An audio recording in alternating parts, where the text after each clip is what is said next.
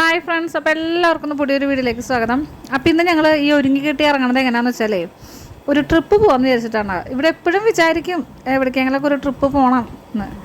നമ്മളിപ്പോഴത്തെ modern parents അങ്ങനെയാണല്ലോ, പണ്ടങ്ങനെയൊന്നും അല്ലെങ്കിലും. പക്ഷേ ഇത് വിചാരം മാത്രമേ ഉള്ളൂ. നമ്മുടെ സർക്കാരിൻ്റെ ബഡ്ജറ്റ് പ്ലാനിങ് ഉണ്ടല്ലോ, അതിനേക്കാളും മോശമായ ഒരു ട്രിപ്പ് പ്ലാനിങ്ങാണ് സാധാരണ എൻ്റെ ഭാഗത്തുനിന്ന് ഉണ്ടാവുക. അപ്പോൾ കഴിഞ്ഞ പരീക്ഷയുടെ പരീക്ഷ നടക്കുന്ന സമയത്ത് ഞാൻ ഭയങ്കര പ്ലാനിങ് ആയിരുന്നു. 2 മാസം അവധിയാണ്, 1-2 ട്രിപ്പൊക്കെ പോകണം, അത്രേ നമ്മളെ കൊണ്ട് പറ്റുള്ളൂ. എന്നാലും 1-2 ട്രിപ്പൊക്കെ പോകണം എന്നൊക്കെ മനസ്സിൽ വിചാരിച്ചു. പക്ഷെ പ്ലാനിങ് മാത്രമേ ഉണ്ടാവുള്ളൂ. വെക്കേഷൻ തീർന്നു പോയത് ഞാൻ അറിഞ്ഞില്ല. അങ്ങനെ ആ ട്രിപ്പ് ക്യാൻസൽ ചെയ്തു. അപ്പോൾ പിന്നെ വിചാരിച്ചു ഇനി എന്തായാലും പോകാണ്ടിരിക്കാൻ പറ്റില്ല. ഇനിയിപ്പോൾ ഈ 3 ദിവസം ഹോളിഡേ അല്ലേ, എന്തായാലും ആലോചനയൊന്നും വേണ്ട, അങ്ങോട്ട് പോകാമെന്ന്. സത്യം പറയാലോ, വിമർശനങ്ങളാൽ പ്രക്ഷുബ്ധമായൊരു കടലാണ് എൻ്റെ മനസ്സ്. ആ കടലിൽ ഇനിയൊരു തിരയിളക്കം ഉണ്ടാവണേക്കാളും മുമ്പ് ട്രിപ്പ് പോയേ പറ്റും. ഞാൻ പറഞ്ഞ പ്രക്ഷുബ്ധം എന്താണെന്ന് മനസ്സിലായില്ല അല്ലേ?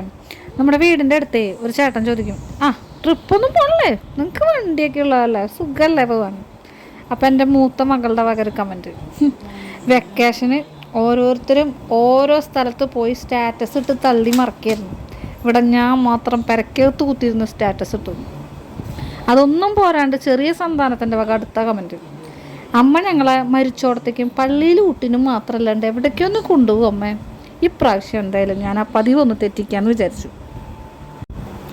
പോകുന്ന വഴിയിലേ ലത്തീം പള്ളിയിൽ ഒന്ന് കയറാമെന്ന് കരുതി. ഞാൻ പറ്റാവുന്ന ചൊവ്വാഴ്ചകൾ അവിടെ പോവാറുണ്ട്. പിന്നെ ഇപ്പോൾ പോവാതെ തരില്ലല്ലോ, ചെകുത്താന്മാരുടെ കൂടെയല്ലേ നോമിൻ്റെ വാസം. പക്ഷെ ട്വിസ്റ്റ് എന്താണെന്ന് വെച്ചാൽ ഇതേ ഡയലോഗ് തന്നെയാണ് അവരെന്നോടും പറയണത്. മലമ്പുഴ കേട്ടോ ഞാൻ ലക്ഷ്യം വെച്ചത്. പക്ഷേ കുറേ നാളുകൾക്ക് മുമ്പൊക്കെ നമ്മുടെ മലമ്പുഴ എന്ന് പറഞ്ഞാൽ ട്രെൻഡിങ് ആയിട്ട് കുറേ വർഷങ്ങൾക്ക് മുമ്പ് ട്രെൻഡിങ് ആയി പോയിക്കൊണ്ടിരുന്ന സ്ഥലമൊക്കെ ആയിരുന്നു. ഞങ്ങൾ ഇച്ചിരി ഔട്ട്ഡേറ്റഡ് ആയി, എന്നാലും സാരമില്ല, നമ്മൾ ആദ്യമായിട്ട് കാണുമല്ലേ. അങ്ങനെ ഞങ്ങൾ മലമ്പുഴ ലക്ഷ്യം വെച്ച് നീങ്ങിക്കൊണ്ടിരിക്കുമ്പോഴാണ് യാത്രാ മധ്യേ തിരിച്ചറിഞ്ഞത് ഇവിടെ മലമ്പുഴ ഗാർഡൻ ക്ലോസ്ഡ് ആണ്, അവിടെയും പണി കിട്ടി. അല്ലെങ്കിലും അതങ്ങനെ വരൂ, നിങ്ങൾ കേട്ടിട്ടില്ലേ, ആര് മുടക്കിയില്ലെങ്കിലും ചൊവ്വ മുടക്കുമെന്ന്. ഞാൻ നേരത്തെ പറഞ്ഞില്ലേ, ഒരു വൃത്തികെട്ട മനസ്സ്. എന്തായാലും ഇനി എനിക്ക് അതിനെ തൃപ്തിപ്പെടുത്തിയേ പറ്റൂ. രേവതി മാത്രം പറഞ്ഞാൽ പോരല്ലോ, ഇടയ്ക്ക് എനിക്കും പറയണ്ടേ. അങ്ങനെ ഞങ്ങൾ യാത്ര പയ്യെ ഒന്ന് തിരിച്ച് നമ്മുടെ പോത്തുണ്ടി ഡാം നെല്ലിയാമ്പതി വഴിക്കാക്കിയാലോ എന്ന് വിചാരിച്ചു. ഇനി ഞങ്ങളുടെ വണ്ടിക്കൊരു ഡ്രൈവറുണ്ട്, എൻ്റെ സ്വന്തം ചേട്ടൻ തന്നെ. ചേട്ടന് ഞങ്ങളോടാണോ വണ്ടിയോടാണോ കൂടുതൽ ഇഷ്ടം എന്നതിനെക്കുറിച്ച് ഞാനിപ്പോൾ ആലോചിച്ചുകൊണ്ടിരിക്കുകയാണ്. മനസ്സിലായില്ലേ അല്ലേ? ഞങ്ങളുടെ വണ്ടിയിൽ ഇരിക്കുക എന്ന് പറഞ്ഞാൽ അതൊരു പ്രഹേളിക. നമ്മുടെ ലേബർ റൂമിൽ അതിൻ്റെ മുന്നിൽ ഭർത്താവും ബന്ധുക്കളും ഇരിക്കണ ഒരു ഇരിപ്പുണ്ട്. കരയണോ ചിരിക്കണോ എന്നറിയാത്തൊരവസ്ഥ. അതാണ് മക്കളെ ഞാൻ പറഞ്ഞ പ്രഹേളിക. അങ്ങനെ ഞങ്ങൾ 4 പേരും സിപ്പ് ലൈനിൽ കയറിയിട്ടോ. സത്യത്തിൽ 400 രൂപ ചിലവായപ്പോൾ നെഞ്ചിന് ചെറിയൊരു വേദന വന്നു. എന്നാലും പിന്നെ അതിൻ്റെ മുകളിൽ കയറിയിരിക്കുന്ന ആ ഒരു സന്തോഷം ആലോചിച്ചപ്പോൾ ഞാനത് പയ്യെ ഇങ്ങോട്ട് കണ്ണടച്ചു. അങ്ങനെ ഞങ്ങൾ അവിടെ നിന്ന് ഇറങ്ങി നെല്ലിയാമ്പതിക്ക് വിട്ടു. നെല്ലിയാമ്പതി എത്തുന്നേക്കാളും മുമ്പായിട്ട് ഞങ്ങൾ ഫുഡ് കൊണ്ടുണ്ടായിരുന്നു, അത് അവിടെ ഇരുന്ന് കഴിച്ചു. അതിനുശേഷം വീണ്ടും വണ്ടി കയറുന്ന യാത്ര ചെയ്തു. നെല്ലിയാമ്പതി എത്തിയപ്പോൾ ഇറങ്ങിയപ്പോൾ ഞാൻ ചെരുപ്പ് ഇടാൻ നോക്കിയപ്പോഴാണ് എൻ്റെ കാലയിൽ ഒരട്ട. ഇത് കണ്ടപ്പോൾ മോള് പറയണേ, കണ്ട ഞങ്ങൾ ഇത്ര പേര് ഇരുന്നിട്ട് ഞങ്ങൾ ആരെയും കടിച്ചില്ല, മമ്മീനെയും പപ്പേനെയും അട്ട കറക്റ്റായിട്ട് കടിച്ചു, നിങ്ങൾക്ക് 2 പേർക്കും കടിയുടെ കുറവുണ്ട് ഇത്ര. അപ്പം അമ്മേരെ വക. അതല്ലെങ്കിൽ അങ്ങനെയാണ്, നല്ല ശുദ്ധ മനസ്സുള്ളവരാരെയും അട്ട കടിക്കില്ലായിരുന്നു. മനസ്സിലായില്ലേ?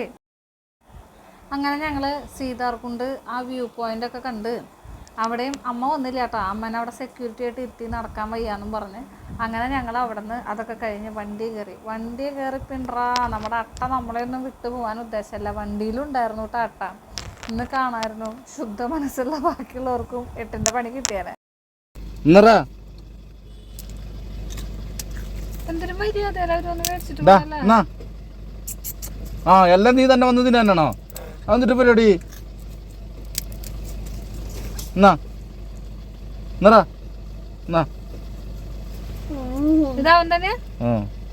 എടുത്ത് കൊടുക്കട്ടെ. അപ്പൊ എന്നാ വേണേ നിറ ഞാൻ പോവും.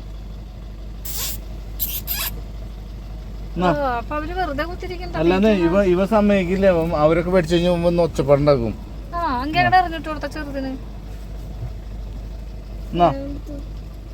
ഉണ്ടാ അതെ കണ്ടാ അവൻ്റെ പാല പിടിച്ച് നോക്കിയത് അവനെ പിടിച്ചണ്ട ചീത്ത വിളിക്കണണ്ട അങ്ങനത്തെ അവനാണത്. ആ കളിപ്പിക്കണല്ല ആരോണ്ട് തീറ്റിക്കില്ല ആരെങ്കിലും വന്നിട്ട് അപ്പോൾ അവൻ പ്രശ്നം ഉണ്ടാക്കും എന്നാ. അങ്ങനെ ഞങ്ങൾ ആ കൂട്ടത്തിൽ നമ്മുടെ മംഗലം ഡാമും കൂടി കാണാൻ പോയി. ഇപ്പം അവിടെ അങ്ങനെ ഒരുപാട് ആളുകളൊന്നുമില്ല, തീരെ ഒച്ചയോ ബഹളോ ലൈറ്റോ ഒന്നുമില്ല, അങ്ങനെ നശിച്ച പോലെയാണ് കിടക്കണം. എന്തായാലും നമ്മുടെ കുട്ടികൾക്ക് തിരിച്ചു പോരാനൊരു മടി, എവിടെയാണെങ്കിലും കളി ഇങ്ങനെ ഓടി നടക്കുക, അതൊക്കെയാണ് ഇപ്പോൾ ഹരമായിട്ട് നടക്കണത്. അപ്പോൾ എന്തായാലും മംഗലം ഡാം കണ്ടിട്ടില്ല, കൂട്ടത്തിൽ അതും കൂടി കാണാം എന്നൊക്കെ കരുതി ഞങ്ങൾ അവിടെ പോയി. അപ്പോൾ വലിയ കാര്യമായിട്ട് തിരക്കൊന്നുമില്ല. പിന്നെ കുട്ടികളുടെ ചെറിയൊരു പാർക്ക് ഒഴിച്ച് ബാക്കി എല്ലാ പരിസരവും മോശമായിട്ടാണ് കിടക്കണം. അങ്ങനെ ഞങ്ങൾ അവിടെ കയറി കുട്ടികളുടെ ഒരു കളിയൊക്കെ കഴിഞ്ഞ് അപ്പോൾ ഡാം അവരുടെ ഷട്ടറൊക്കെ കാണാൻ പറ്റിയായിരുന്നു. അങ്ങനെ ഷട്ടറൊക്കെ കണ്ട് എല്ലാം കഴിഞ്ഞ് ഞങ്ങൾ അവിടെ നിന്ന് പുറത്തേക്ക് ഇറങ്ങിയപ്പോഴേക്കും എൻ്റെ പൊന്നോ നല്ലോണം ഇരുട്ടായി, ഒരു തരി പോലും അവിടെ വെളിച്ചമില്ല. ഞങ്ങൾ ഫോണിൻ്റെ ലൈറ്റ് കത്തിച്ചിട്ടാണ് അവിടെ നിന്ന് പുറത്തേക്ക് വന്നത്. അങ്ങനെ ഞങ്ങളുടെ ഇന്നത്തെ യാത്ര വളരെ സന്തോഷത്തോടുകൂടി അവസാനിപ്പിച്ചു. അപ്പോൾ നമ്മുടെ വീഡിയോ ഇവിടെ അവസാനിപ്പിക്കുകയാണ്. അപ്പോൾ എല്ലാവർക്കും ബൈ.